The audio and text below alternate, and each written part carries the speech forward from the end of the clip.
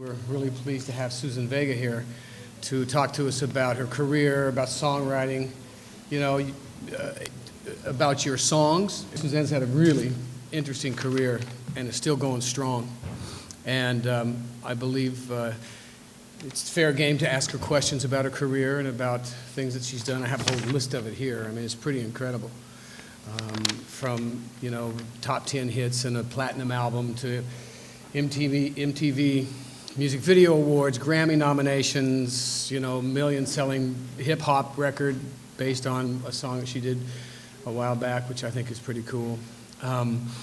She's willing to listen to anybody's compositions, songs, lyrics, and give her feedback. I find it incredible, her lyric and songwriting skills.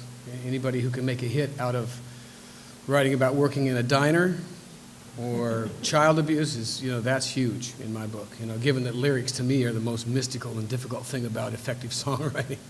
So please feel free to ask her questions. Feel free to offer, be willing to let her listen to one of your songs or any of your lyrics. So without any further stuff from me, I'll be happy to introduce Suzanne Vega. Give her a hand.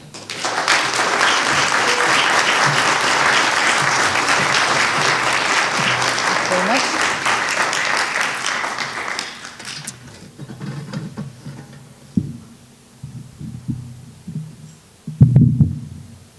Thanks. So how many people have songs that they have brought that they want me to hear? Just so I get a sense. So I know how we're going to divide up the 2 hours, because we only have 2 hours. What is that? That's 10, huh? So if that makes me think that maybe I should just give a little introductory speech about my career. I can give a short one, but that maybe we should spend more time on you and your songs. We'll figure that out. So my career has been kind of unorthodox. When I had all my training as a dancer when I was in high school. I went to the High School of Performing Arts, the Fame School, and I never learned to read music. I tried many times. I tried 6 or 7 times to learn to read music, but I have, over the course of my career, have relied on my producers and arrangers to actually write the music down for me. But I hear the music in my mind, and I remember it. I play the guitar. That's how I compose my songs. I'd say 75% of the songs I write are on the guitar, and the other 25% I collaborate with other people. I started as a receptionist in my early 20s. I met a man who became my manager. He was a lawyer, and he had never managed or produced anyone before, but I liked him, and he had a vision for me and for my songs. He told me, he asked me back then, where do you see yourself going? And I said, I can imagine myself signing with, there was a record label called Flying Fish. They did mostly acoustic music back then. And I said, I can imagine signing with them and selling maybe 100,000 records. And he said, I think you can do better than that. I think that you could get a major label deal. So this was a long time ago, and major label deals, that's kind of what you wanted back then. So he said, I'll make a demo tape with you, and at the end of this process, if everything goes well, you'll have a major label deal. And at the very least, you'll have a demo tape that you can do what you want with. And this sounded good to me. He didn't try to change my style, my way of dressing, my way of writing. He just believed in what I was doing at that time, which was, it's very poetic music, very poetic lyrics. And a lot of people had predicted that I would not do very well in the music industry because of that, because the lyrics are very quirky that I write. So to make a long story short, his vision was accurate. We got a record, I got a great review in the New York Times, and after 2 years of sending out these tapes, back then we did demo tapes, that's what you did, you made a cassette tape and you send it out.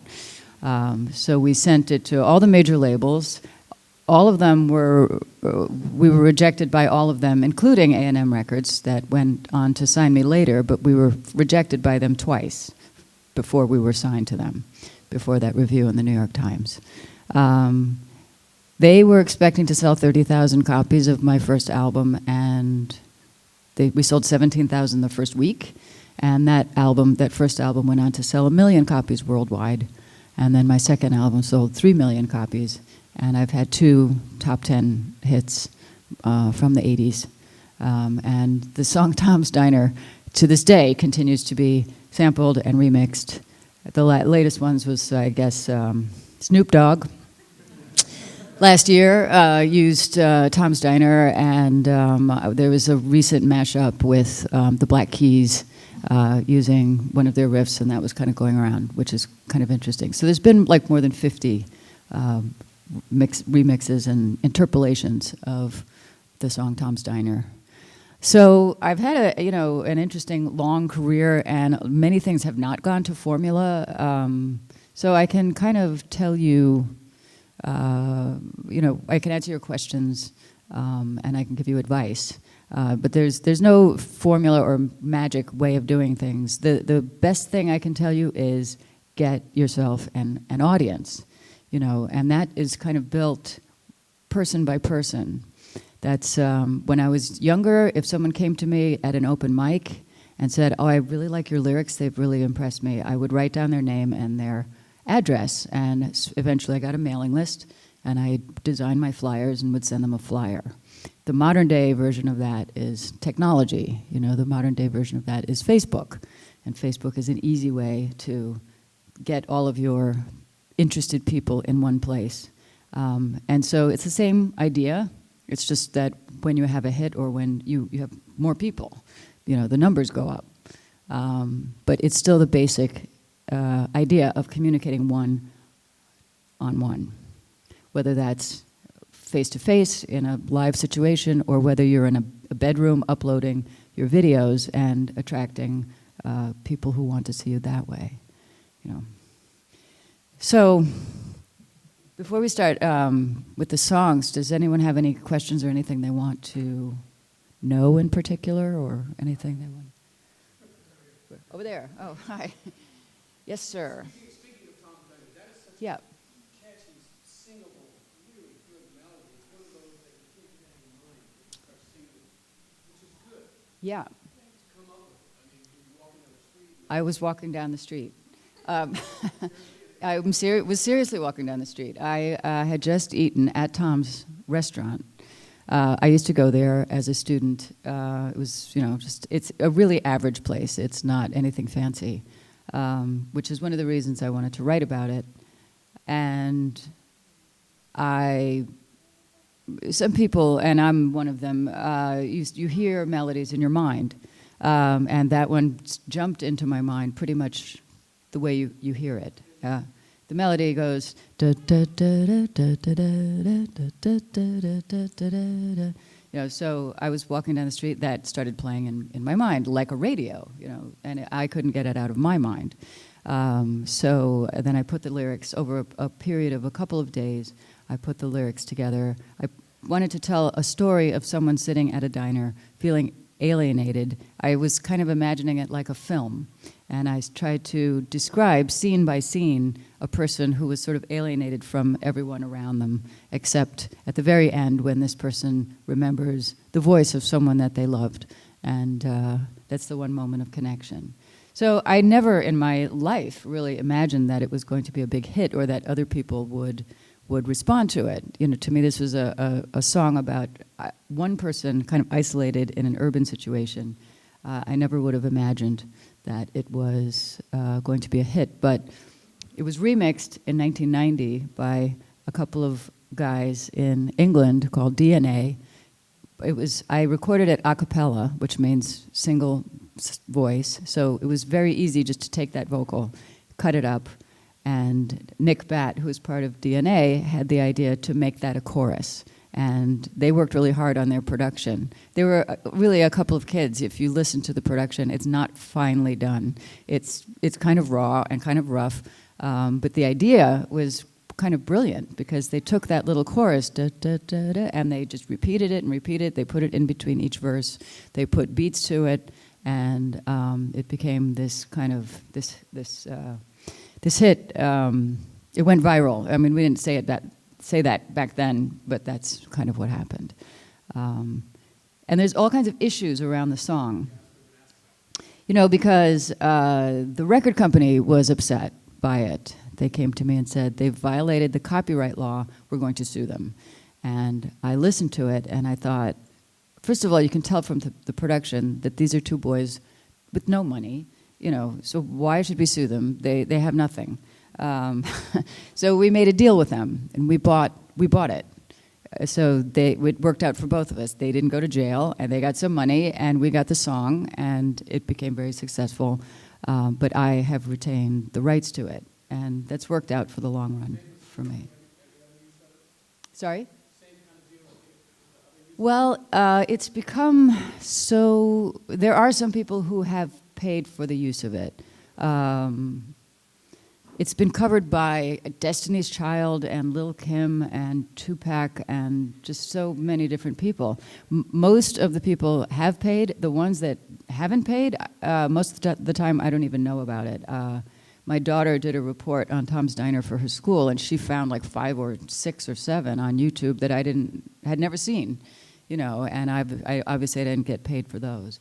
But my feeling is that it helps to be somewhat generous. You know, if I were to try and track down every usage and make them pay, that's not how I want to spend my time. You know, so I feel that the copyright law should be respected, but at the same time, I understand not everybody can pay the fee, and ultimately, I feel it helps to just have a loose attitude about that. One of the most interesting friendships that I had developed was I read on hiphop.com that Danger Mouse had done a remix of Tom's Diner. This was 8 or 9 years ago. Danger Mouse is a really well-known producer. But at that time, he wasn't so well-known, and he had just done a mashup of the Jay-Z's Black album and the Beatles' White album. So I tracked him down, and I said, I'm really curious to hear your remix. He had remixed Tom's Diner with 50 Cent in the club. So within an hour or two, I got an email back from him, and he's like, is that really you? And I'm like, yeah, is that really you? And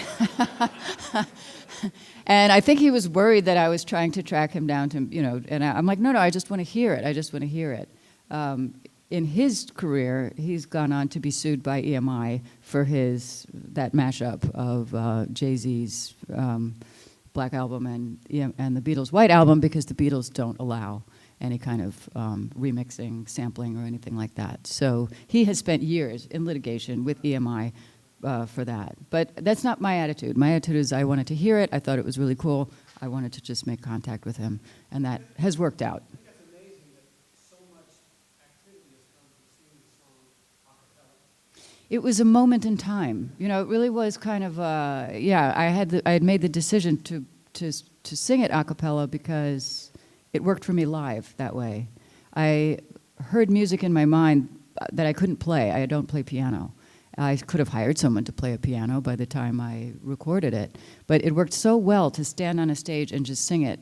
It always got people's attention. If I was in a bar and people were drinking and talking, I would start the song by going, I am sitting in the morning at the diner on the corner. And everybody would stop talking. They'd be like, what is she doing? And it's worked for me in every situation. So I recorded it that way. It was I took a chance. It's an unorthodox thing to do, to record a song like that a cappella. And in that moment in time, that's when people started to sample. And in fact, you were asking me before about being the mother of the MP3. Years later, I was taking my daughter to school one day, and this parent says to me, oh, congratulations on being the mother of the MP3. And I'm looking at him like, I'm sorry, I don't know what you mean. And he said, there's this article in Business Week .2 online that says that you're the mother of the MP3. So I'm like, I didn't even know what I didn't even know what an MP3 was, really. You know, we sort of had kind of heard about it. This was the year 2000, so it was 13 years ago. So I went home and looked it up, and I learned that Karl-Heinz Brandenburg, who is the creator of the MP3, was sitting in his sound lab at the end of the 1980s. They had developed this thing called the MP3 that if you ran sound through it would recreate it faithfully. At least that's what they thought. So he heard Tom's Diner playing down the hall. He said, if what we've done is if what we've created here is accurate, we can run the sound through it and it will recreate it faithfully.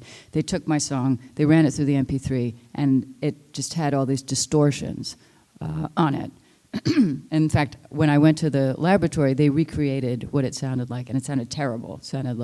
It sounded like Linda Blair in The Exorcist. It sounded like so they realized that it needed more work. So for a couple of months, they ran my voice through it, and not just my voice, but other songs also, other people's voices, but mine, because mine was so bare. You know, it was just the single voice. So eventually, they refined it. So this article concluded that, therefore, every MP3 was the result of Karl-Heinz Brandenburg's ears and my voice, making me the mother of the MP3. So, and I like Karl-Heinz Brandenburg. He's kind of a mad scientist kind of guy. His hair is always wild and his ties are always falling the wrong way. But he's kind of a brilliant man, and I don't think he gets paid. You know, it's not like he gets a royalty for every MP3 that's sold. So anyway, that's one of those interesting things, one of those fateful moments that happen in time. And, you know, that's one thing I wanted to tell you as burgeoning songwriters, and also if you're dealing with your own business, obviously, that your instincts are one of your most important tools. You know, I suppose back then I could have said, oh yeah, let's sue these kids and you know, they can't use my song. But my instinct when I heard the song, when I heard the remix, was I liked it, it made me laugh, I felt that it was respectful to the song, I felt it wasn't a parody. I had another song before that, which was a big hit in a more conventional way, called Luca. And the first verse is, my name is Luca, I live on the second floor. And there's a kind of simplicity about it. When something is as successful as that song was, it can lend itself to parody. So I was getting a lot of joke lyrics. People sending me versions of Luca that were sort of jokey, which I did not appreciate. So when I listened to this version of Tom's Diner, I was concerned that this was a parody or something that was going to kind of make fun of the song. But I really liked it, and I could imagine it being played on the radio and people liking it, especially in clubs. So that's sort of how. So I said, no, let's buy this. Let's make it our own. Let's own it, put it out, and so the rest is history. But that's something that is one of your most useful tools. Is like that instinct. Like, is this good? Is this bad? If you have a bad feeling about something, then don't just say no. You know. But if you like it and you can accept it, you know, then and check everything with a lawyer. I mean, having a good lawyer is more important in some ways than having a good manager, because you need a good lawyer to keep your manager in check if you have one. You know, it's kind of the lawyer is where everything begins and ends.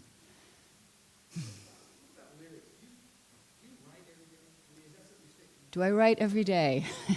You know, when I saw the list of things I was going to talk about, and you had requested that I talk about the discipline, I actually do not write every day. I do from time to time, and I find what helps with me is a deadline. If I have a deadline, I will write every day, or what helps me is to set up writing sessions, sometimes with someone else. Sometimes I work with an engineer. I've had writing sessions where someone will come to my house and I'll work with them. They'll help me record things, say for 3 hours a day, 3 times a week, when I was doing my last record for Blue Note. I found writing sessions like that helped me to get things done. And there's other versions of that. You know, when I was younger, I went to a writing group in Greenwich Village that was run by my friend Jack Hardy, and we would all get together at his house. Sometimes there'd be 4 people, sometimes there'd be 20. He'd make pasta, and then the assignment was sort of write a song, sing a song that you've written in the last week. And then we'd talk about the songs. And he had his own particular slant on songs. He liked songs to be melodic. Some of my songs early on were more about rhythm than melody, which, as time has gone on, has become more relevant because of hip hop and rap. But there is a school of songwriting that says melody is important, is the most important thing. So, but I don't see why you can't do both. So, you know, there's probably some writing group in your community that you can join or be part of. Yeah. Do you ever feel like lyrics sort of limit the complexity of music? Like you sort of have to like fit the two, like you have to fit the rhythm and then you have to fit the lyrics in there. Do you ever think that's a problem sometimes? I see it the other way. I mean, maybe you're a person to whom music comes naturally. I tend to spend a lot of time on the lyrics, and I find that melody is more difficult for me. Maybe you're a composer, or maybe, no, you're not. Okay. My daughter was dating a classical composer, and he listened to my material, and he said, "These are so simple." My guitar player would argue that they're not. You know, if you try and actually play them, they're more complicated than they seem. But for me, lyrics and music, it comes in different ways. There's some songs where the melody comes first. Some songs come with a title first. Some songs come with like an image that I want to put into words. But I almost never feel what you described, which is that lyrics limit. I've in the past have tended to think of music as like the serving platter for the lyrics, which are, for me, the real thing. Over time, I've realized that's not really true. Music is its own idea. Music is the emotion of what you're expressing. So, you know, there's all different ways to go about it. Yeah. Do you think it's worth doing talent contests? Oh, thank you. Yeah. Okay. This is Jerry Leonard. He's an amazing genius guitar player. So you should, and he's David Bowie's musical director as well as my musical director. So this is Jerry Leonard. Thank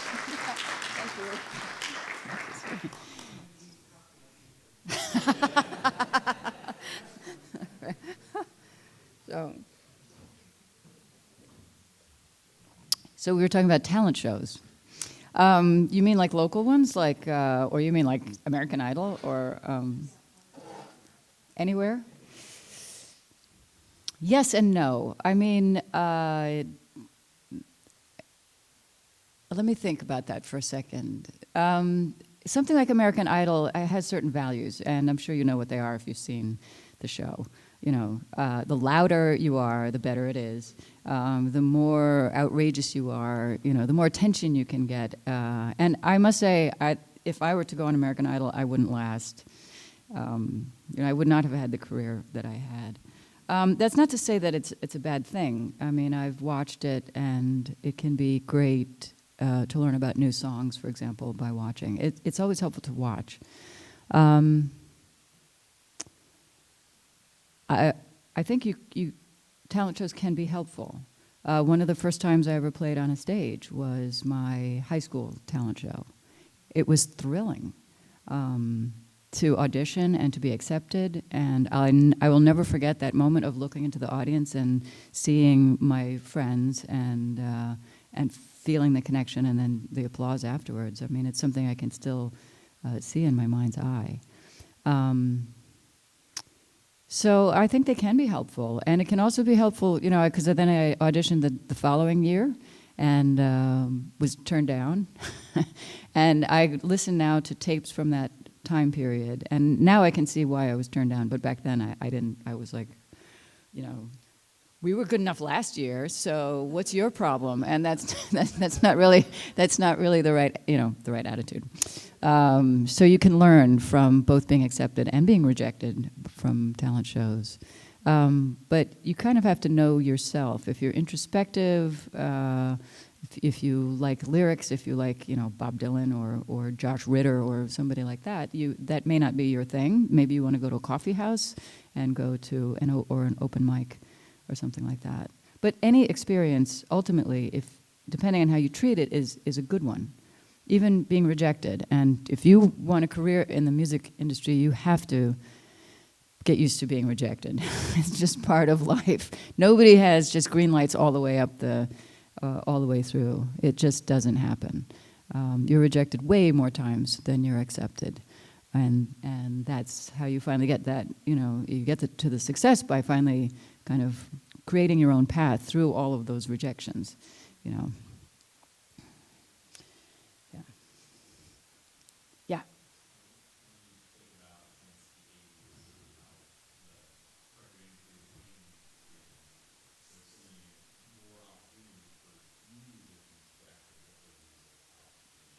Mm-hmm.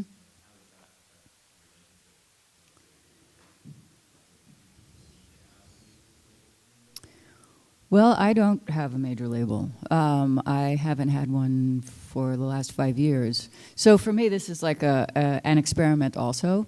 I started my own label. I've been re-recording my songs acoustically and putting them out on my own. I have 4 volumes of songs, 4 CDs of songs. It's been great in some ways and frustrating in other ways. The most obvious thing is the audience is smaller. There's a big machine. If you're part of a big record label, they have an international marketing department, and they figure out where you fit in. So you have the potential to have a huge audience if you have a major label. Obviously, the audience is much smaller. But on the other hand, I have the freedom to work the way I want to. I've hired my own design team to make the aesthetic of the album, which I'm really happy with. I can work to my own deadlines. I can interact more freely one-on-one with the fans, especially through Facebook, and through my own website. So therefore, I don't have to be defined by what those people think. I'll tell you frankly, I'm 53 years old, female. Some guy sitting in their office is going to say, oh, she had 2 hits in the 80s, and then they're going to think whatever they're going to think. But I don't have to be defined by their idea of what's commercial or what's going to sell. So, thank you. So that's very freeing, and so I'm learning, like you, how to use technology to communicate and to make my living, and I have for the last, I've been able to stay at a nice steady level for the last 4 years through having my own record label. So there's something to be said for that. Yeah. You make a deal. You make a separate deal for distribution, for licensing. And you make them short term. That was one of the interesting things, was finding out that for Volume 1, we had a very short term deal with Barnes & Noble.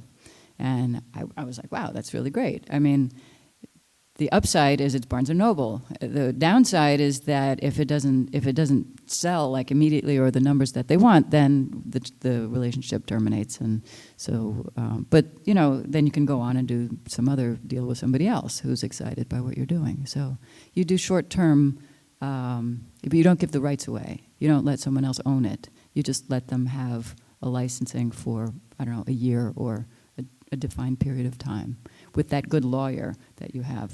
Yes. Yeah, they do. Yeah, they market it the way they see fit, And sometimes you can make a deal with Amazon or with iTunes, and those are really special. And that takes a good manager to try and position you there. So that's where that comes from. That's a great question. You have a good business mind. What's that? Used to own a record label. I could feel that you had experience. Yeah. So I'm curious, just observing all the changes, that we've seen in our life, Mm-hmm. the generations coming up now that's been raised with YouTube and Yeah. MySpace and now Facebook. Sure. It seems to me that there's a lot more, maybe that's just again my observation, a lot more artists out there, a lot more music out there. It's easy for people to record Yeah. and distribute their music now. Mm-hmm. How do you see that affecting the music business? How do you see it affecting music in general? And where do you see music going? Do you have any idea? Well, one thing I find frustrating about the fact that there's so much music, and it's not, I think music always existed that way. It's just people did it in their rooms with no way of distributing it, So I think it existed before. The frustrating thing about the music scene at the moment is that it's splintered into so many different little fractions and factions of music. And this weird idea, like if you listen to Pandora, they sort of assume that if you like this artist, that you'll like this other artist, or somehow that, like, if you're a woman in your 50s and you're white, then you want to listen to other women in their 50s who are white. And it's like, why would you think that? I mean, it's the weirdest thing. Why wouldn't I want to listen to Billy Ocean, or why wouldn't I want to listen to, Macklemore? I mean, why should I be confined to that one thing? So that's the only frustrating thing, is that I find that to find the music I really want to hear, I have to go through a lot of different types of music that maybe I'm not so interested in. It's not like the old days where you have the radio station that would play a wide variety. It would play Motown, and it would play, the Velvet Underground, and then it would play pop tunes, top 40 songs of the day.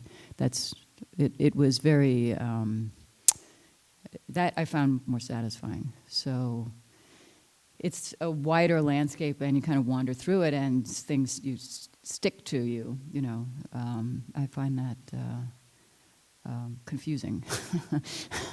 So I don't have a clear vision of where music is going in the future. I just don't know. It's both more idiosyncratic and in some ways more acoustic, because people are sitting in their rooms playing and then uploading things. So it's a little more personal in some ways than this big corporate rock kind of vision of music. So, I'm looking forward to seeing, like you, where it is going. But, yeah. I guess related to that too, Yeah. how do you choose how to focus your marketing? Especially given we talked about the fact that louder is better these days, obvious is better. You're a quiet singer. Yeah. Like tonight, working music, Yeah. and it's not going to stick out on little computer speakers how people listen to music. It can, though, to be honest, yeah. And then also related to that, since people kind of expect their music to be free now, Mm-hmm. it's become a lot harder to sell. And Yeah. a lot of bands are touring and playing live to make their money, whereas that used to be the support. Exactly, yeah. So I guess that, how do you figure out where your market is, in there, or where you focus your energy? Well, first of all, I suppose if I were to need to find a demographic, if someone were to ask me, like, what's your demographic? Which I don't need to do that, because I don't think that way. So, but I would look on my Facebook page, and it kind of tells you, like, here's your demographic. I have teenage girls, way more teenage girls than boys. Men in their 30s and 40s, more men than women. And so I'm like, okay, that's interesting. I'm like, but so I mean, if Barnes and Nobles were to ask me what my demographic were, I could tell them that. I'm sure they could use that in some useful way. What I found works, like a lot of people, I'm touring, and that's how I make money. The wonderful thing about having my own CD that I can sell at a gig is that I see people lining up to buy them. And it's because it's not just a CD. I know everyone could get it for free if they wanted to. I see it on the internet. You know, I say get Suzanne Vega's close-up series, you know, for free right here. So I know that it's available out there. But there's something about having a CD at the venue that makes it, if I sign it for them and I personalize it to them and we have a chat, then it's also a memento of the evening. And it's an actual artifact. And there's something very real about that. And I've found that I can sell 100 in a night, and a good night, anywhere from 50 to 100 in a night. So it's still meaningful, even to little kids, even to teenage girls. And, you know, it was kind of a shock when I spoke to my niece one day, and she says, oh, you know Dar Williams? She goes, I love Dar Williams. I'm a really big fan of hers. And I'm like, really? What CD do you have? She's like, what? What do you mean, what CD do I have? I don't have any CDs. And she had like one song. And then you make a playlist, you know, and that's how that works. But I find that there's something compelling about being in the moment and having the CD in your hand and getting it signed. That if we run out of CDs and I say, oh, you can get it on Amazon, no. By the time they get home, they've forgotten it. There's no spike in Amazon sales. It's something that happens in and of the moment. And that is still powerful. And that's something I found useful.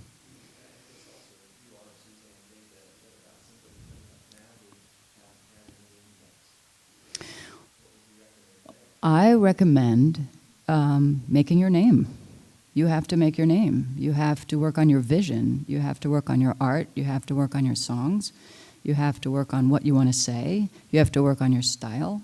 You have to distinguish yourself from everybody else in this world. Each one of you has a story. You are already distinguished in your way. You are different than your neighbor. You already have what you need to be distinguished, to make your name. So if it sort of comes from the inside out. You know, the stronger your story is and your vision is and your style, and the more you can articulate that, the more you will attract people who are interested in what you're doing. This is truly what I have found. You know, when I was younger, people could see I was very shy, and they would give me advice. You know, you should smile more, or which is not always. You know, it really doesn't work that way. It kind of goes from the inside out.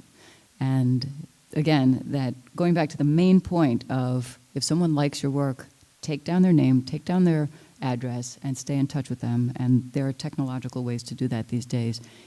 You know, even if you were to be offered a big fat record deal, that record company is going to look at your MySpace page, look at your Facebook page, and look at your numbers. And that is ultimately persuasive. And that's something you have control over, you know, as an artist with your own iPhone and your own laptop. And that's one of the good things about being alive in this day and age as an artist and musician. Yeah. Yeah. Some of the best opportunities I've ever had, I'm like sitting at home doing nothing, and then I get an email. And other things, you know, I work and I campaign and I try and I go audition and I do, and it's like nothing for like a year. But other times you're at home and suddenly you get this email. So I got this email from Tim Robbins had asked if I would look at the script and look at the movie, and so it was just one of those things where I happened to appear in his mind.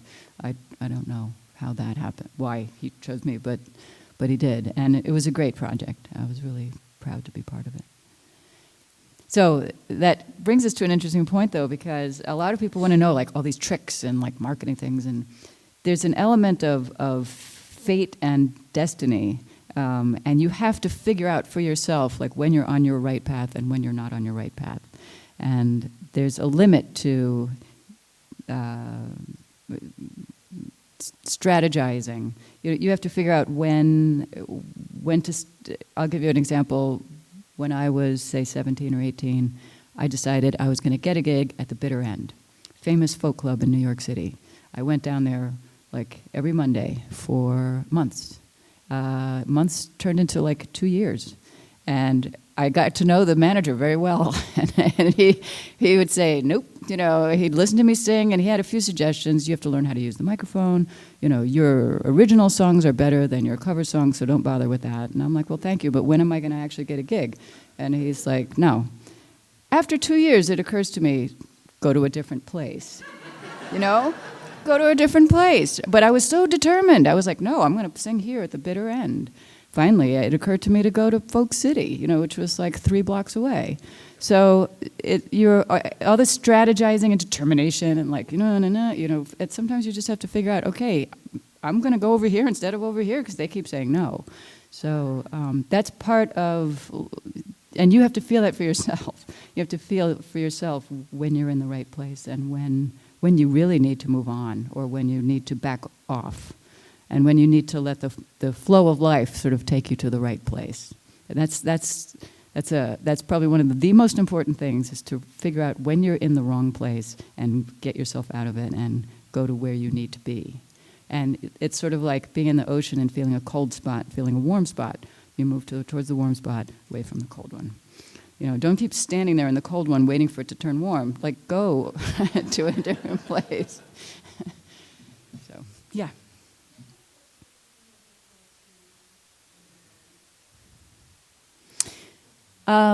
That is a very personal thing. I found the best songs are kind of a mixture of poetry and music, and usually there is a kind of music in the poetry.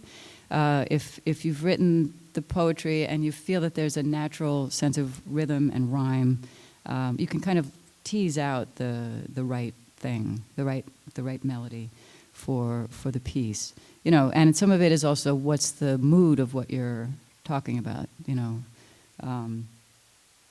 I've had songs that are, ballads, narrative ballads, and they tend to be 3/4 time waltzes. But then if you're doing something urban and you're writing about like some girls on the street or something like that, that's going to be a different mood. So you just have to kind of sit with it and look at what's on the page and see what music comes to your mind from what you have on the page. Yeah, it's a very personal thing. Yeah.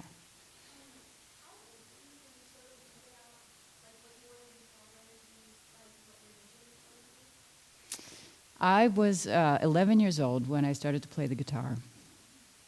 I really wanted to be a songwriter. I loved the songs of Bob Dylan. I noticed that my parents listened to Bob Dylan, and they were always talking about his lyrics. And I remember thinking, I feel that I could be like one of those songwriters. So I took the guitar, and it took me 3 years to write my first song. I felt like it was taking forever. My very first song was a song about my brother Matthew and how he got it. It was a country song about how he always got into fights and how I would still love him even though he was such a troublemaker. It's actually available on Volume 4 of the Close-Up series. We recorded it. So I was kind of relieved to have any song at all.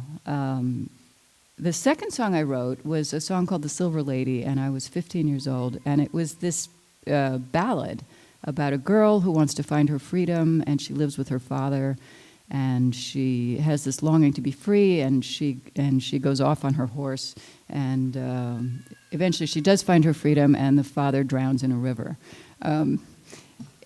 But the form and the structure of it was, I remember thinking, I think this is pretty good, and I remember singing it for my parents, and they were like, where did you get that from? So it took 4 or 5 years to get to that first song, those first 2 songs. So I was 14 when that happened, and by the time I was 16, I had maybe 60 or 70 songs. And then when I was 16, I started going out. I went to the bitter end when I was 16. To be rejected for 2 years. But then, I played every coffee house that I could get, that I could go to. It was a very long and slow process. And I'm still refining. I wrote a lot of songs that nobody will ever hear because I decided that they weren't any good. But, eventually you kind of hit a vein of something, and you kind of feel for yourself when it's the right thing. That's all it was. How old are you? You're 12? Oh, good. What's your instrument? Yeah. Oh, great. Yeah.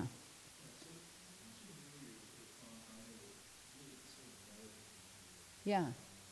Uh-huh. Yeah.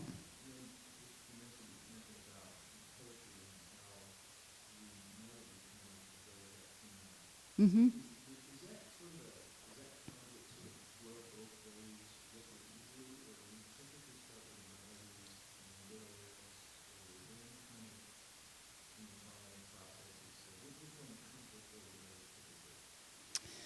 When I was younger, I did used to have a kind of a trick or a formula that would work for me.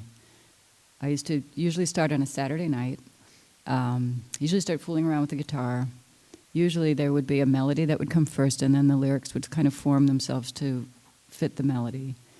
I used to write the song for a few hours, and usually there'd be like one troubled spot that I couldn't finish, or I couldn't get the detail, or I couldn't get the bridge, or I couldn't get something. And I found that if I fell asleep and then woke up on a Sunday morning and continued working on the song, that sometimes it would kind of fix itself in the night. And this was really a great sort of trick for me when I was a teenager. I found through the years that it doesn't always work for me now. After all these years, I find that songs come all different ways. The main thing is usually if there's some sort of visual component to it, that's really the thing that I find the most compelling. And you can kind of get to it either through melody or through language, through lyrics. But it has, over time, for me, has come all different kinds of ways. So, yeah.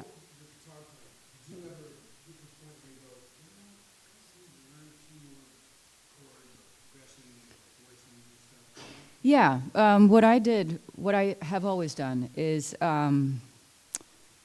when I was about your age, we had a songbook in the house called Pop Songs of the 60s, and it had these wonderful little drawings, and it had, the dots where you put your fingers, and that's how I learned to play the guitar, along with some simple chords that my uncle and my father had taught me.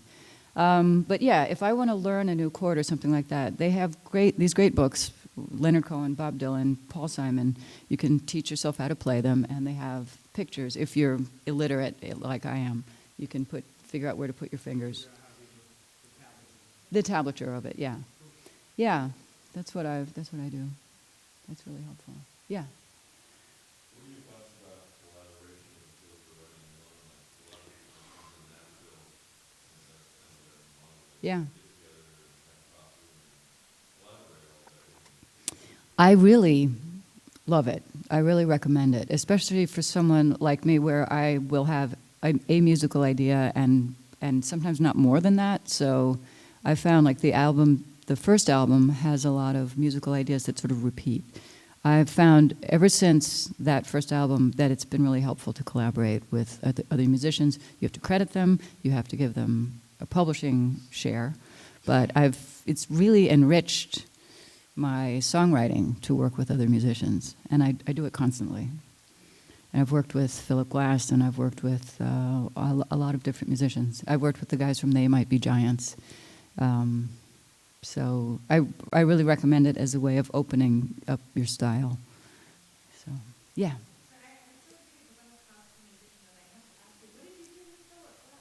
What did I do with Philip? Well, for the first time I met him, he was looking for some lyrics. He did an album called Songs from Liquid Days. So he asked if I had some lyrics. I went to his house, and I gave him this assortment of lyrics, and he chose 2. And he's this great, interesting, analytic mind, and he's like, oh, these songs are interesting. I'll take these 2 because they're both visions of an apocalyptic world as expressed through nature. And I was like, wow, I hadn't really thought of it that way, I was like, oh, okay. The second time we worked together was right after I'd had my daughter. And he said, he did a film score called Jenny Papo. a Brazilian film, and he said, "I've written a song for you, Suzanne. You have 3 really good notes. You'll be so pleased because I put all 3 of them in the song." I was like, "Thanks, thank you, Philip." No, but so that's. I went and I sang the song, and he had written it for me in my range, and it's a beautiful song. But he's great. He's great to work with, and he's got a great his attitude about touring. You know, he came from Baltimore, so his attitude is like, it's good to tour, it's good to get out into the community. He's not elitist in any way. He's like, he honestly believes in coming out and like mingling, and he's great to work with. Yeah. I find that my topics sort of haunt me. They come to me. If I keep thinking about something over and over again, then I know it's something I need to tackle. It's never random. I never just go, oh, I think I'll, it's usually something that speaks to me and loudly. Or sometimes it's I've been working on a song recently called "I Never Wear White." That was I was just thinking one day, why do I not like to wear white? And it's turned into this interesting sort of song. So it's something, usually like an issue or a problem in my own life, something that comes back to haunt me. So I think we only have 2 minutes left, and I'm performing tonight, so I am playing with Jerry Leonard on guitar, the gentleman who brought the coffee. And he's kind of a wizard, so it's still, even though it's just him on guitar, he plays with a fully produced sound because he plays with pedals and effects. And where am I playing? Where is it, Phil? Okay. What they said is where I'm going. Yeah. Oh, yeah, I've played there before. Yeah. Oh, I think it might be, actually. So, is there like one last question or anything that you want to say? Mostly I just want to say the important tools that you have is your story, your style, your vision, especially your vision, more than your message. That's as important as your distribution deal or your lawyer. The two kind of work hand in hand. You can have the best lawyer in the world, but if you don't have the inner vision developed, then he's not going to be able to help you. And if you have this glorious inner vision, then you need that lawyer and those distribution deals to protect what you have and to help also get it out to other people. So I really wish you the best. And thank you so much for inviting me.